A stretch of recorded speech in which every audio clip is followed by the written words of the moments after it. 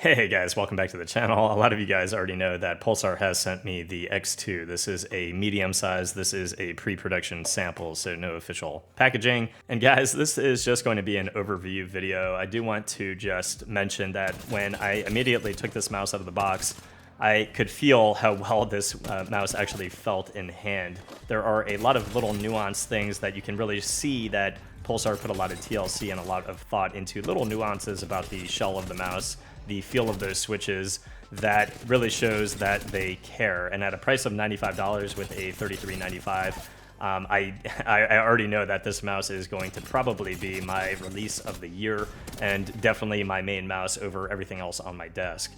And what I mean by that is the weight and weight balance at 57 grams with no holes feels extremely well weight balanced. The Kale 8.0 implementation here is extremely tactile, extremely poppy, probably the best Kale 8.0 implementation I've had on a mouse. The scroll wheel feels the same as the Pulsar X-Lite V2, and middle mouse is very easy to spam.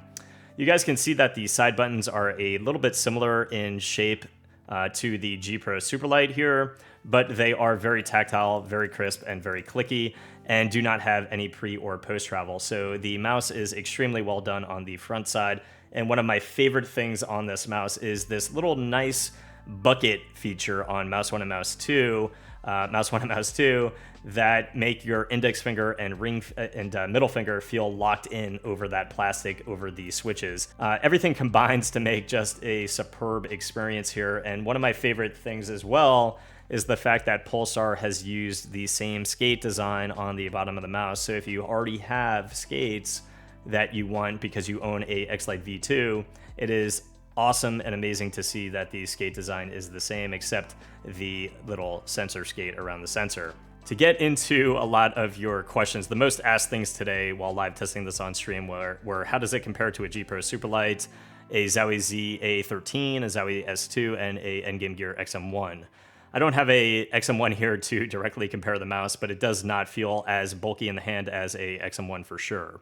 I will have a XM1, it comes on Tuesday, so I will do a direct side-by-side comparison when I grab it. But compared to a G Pro Superlight, you can see that the hump is a little bit, just in general, the mouse is a little bit lower than a G Pro Superlight, and it feels like near Mouse 1 and Mouse 2 that it is a lot flatter than the G Pro Superlight. The concave nature of Mouse 1 and Mouse 2 actually feel great compared to the Superlight. The mouse feels quite wide, kind of like a G Pro Superlight, because it does not taper aggressively inward near the middle like a lot of mice, and I really do like that. And you can see the hump comparison between the X2 and the G Pro Superlight, the X2 having kind of more so of a ZA13 hump compared to the just gradual incline upward on that G Pro Superlight. The mouse actually kind of reminds me of the Fanatic Bolt, but you can see as well that the hump is quite different. And for me, the mouse actually feels a little bit flatter and a more aggressive feeling in the hand compared to the Fanatic Bolt, where the back end of this hump actually kind of feels gradual as well because it starts kind of high, whereas you can actually quite feel this hump while you are using the X2, and I really do like that. And just to give you guys a side-by-side size comparison with the Fanatic Bolt, you get a good idea of the size of the Pulsar X2 Medium. I think, in my personal opinion, the mouse is, again, very ZA13-esque, but one of the things that I so much prefer over the ZA13 is that the mouse does not taper in quite as aggressively on the side, so the mouse kind of feels wider in the hand, which I actually personally prefer. I think it feels phenomenal over the ZA13. And when you look at the actual switches, the plastic on the ZA13, the mouse actually stays a little bit higher on the X2. When you look at the hump, you can kind of see what I'm saying about the hump comparison between the X2 and the ZA13.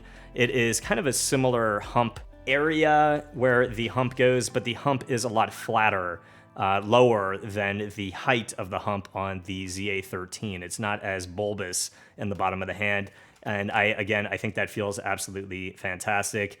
The weight of the mouse, the design of the mouse give it enough to make it feel like its own unique shape. It doesn't feel like a ZA13 clone, and it certainly does not feel like an XM1 clone. So I do think that Pulsar here did a phenomenal job of coming up with something that feels very unique in the hand. Better, in my opinion, than the XM1, better than the ZA13. I do think that this mouse, for me, easily is going to be my main mouse for sure right now. But I do think that this will be the release of the year, given the fact that the price point is going to be $95 and it has that $33.95 sensor.